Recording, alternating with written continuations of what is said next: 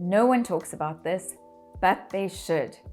I've spoken to more than 100 founders about their exits and their attempted exits.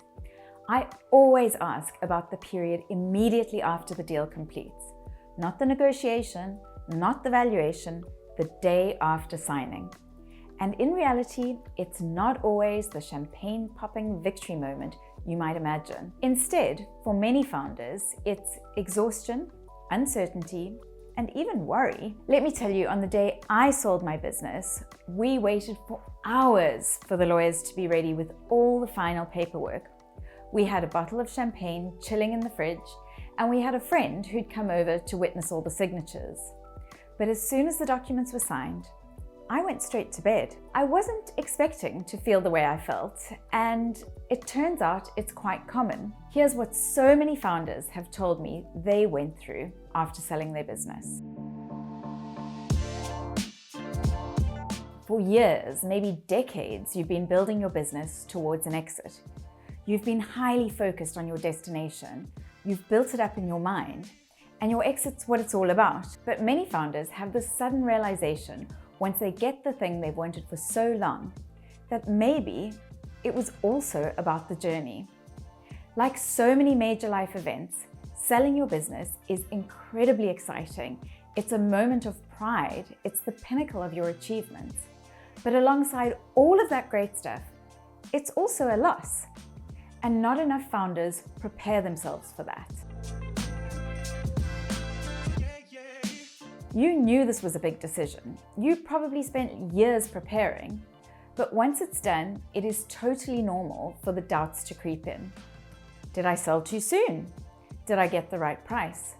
What happens to my team or my customers? Selling a business isn't just a financial transaction. It's a deeply emotional one as well. And I think you'd have to be pretty tough not to have some doubts and feel some apprehension in the immediate aftermath of the deal. Due diligence can feel quite brutal. It's invasive, exhausting, and by the end, most founders just want it to be over. But once the adrenaline fades, the exhaustion hits, and quite hard. One founder told me, "I thought I'd feel relief. Instead, I just felt wiped out." Then there's the reality of telling people, your team, your customers, your partners, so many of those people will be really happy for you. But others might feel a sense of worry. Even if you've structured the sale really well, change creates uncertainty, and you're going to be the one answering all the questions. What's next for the company? What's next for you? And sometimes you won't have the answer yet.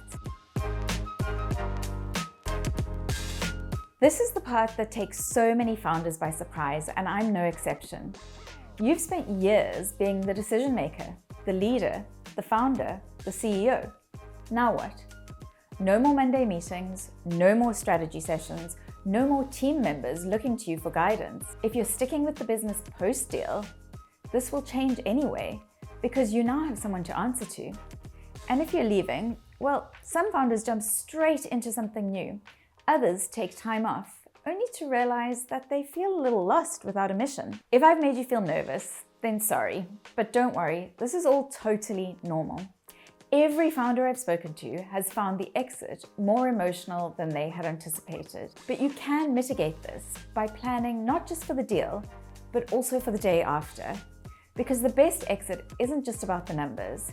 It's about how you feel once it's done. And let me reassure you that while the day after the deal can be very tricky, the vast majority of founders that I've spoken to are ultimately pleased to have done the deal.